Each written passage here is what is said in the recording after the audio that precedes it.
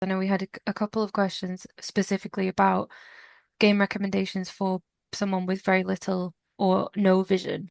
Do you have any games that you'd recommend for people with who are really screen reader users and have no vision, useful vision to play?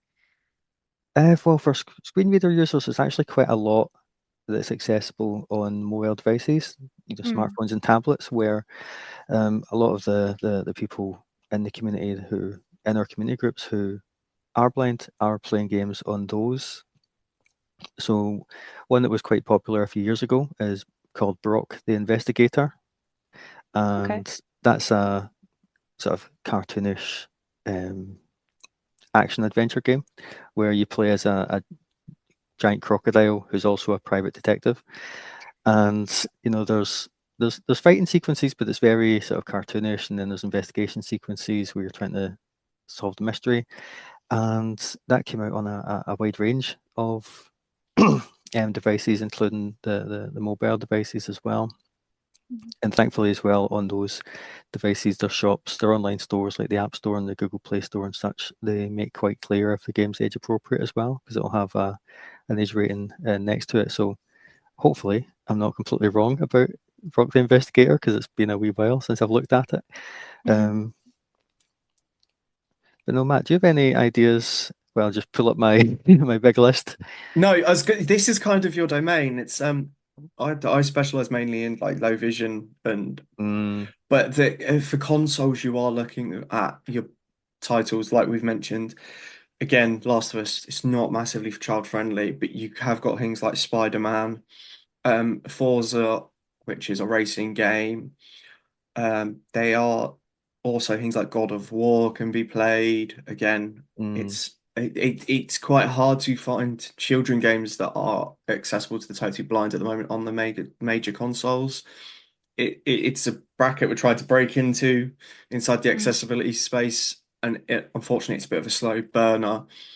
But it's getting better, and like I said, with time, there will be more titles.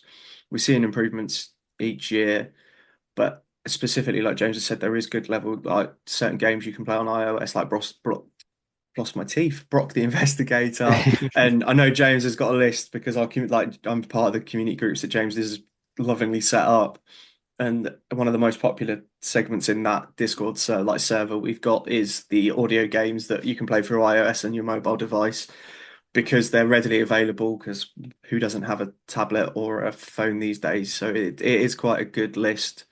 Yeah, I suppose that the problem I'm having is that because I work exclusively with people who are aged 18 and over, I normally don't need to think too much about whether a game is suitable for children. So there's games that I could suggest like Swordy Quest Yeah. or Land of Livia or um, Eldrum Untold and its two sequels, which were all really positively received by the blind gaming community, all released on certainly on Apple mobile devices and in most cases I think on Android as well. But you would really need to look at the age rating for those games before you download them Mm. because like I generally don't need to think too much about whether or not the game's suitable for people under 18 because most of the people that I work with are above that bracket. But I think most of them are that I've mentioned. There's a couple Is that stand out to me that I've not mentioned because I know for sure that, Yeah. yeah, they're not suitable for children. But mm. Is that list that you have, is that accessible publicly anywhere? Or it is a Word document that I hastily pulled together this afternoon. So it's okay. definitely it's there are some game recommendations on the RNIB website. There is Okay, brilliant. Yeah, so maybe we could um link to them afterwards. yeah, the RNIB Design for Every Gamer page, which I think is due for a bit of a I think it's going to be refreshed at some point over the next month or so. I'm not part of the Brilliant. team that does that, so don't quote me on that.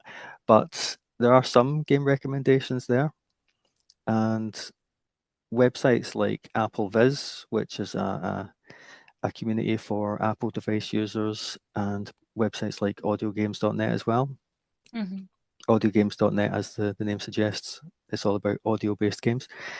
They're quite good places to look for suggestions for games that are accessible to gamers without sight, especially Apple Viz, because it's really focused on mobile games. And they do quite a good monthly newsletter where straight to your inbox you'll get not just accessible game suggestions, but if there's any new useful apps that the community thinks are noteworthy, then it'll pop up there too.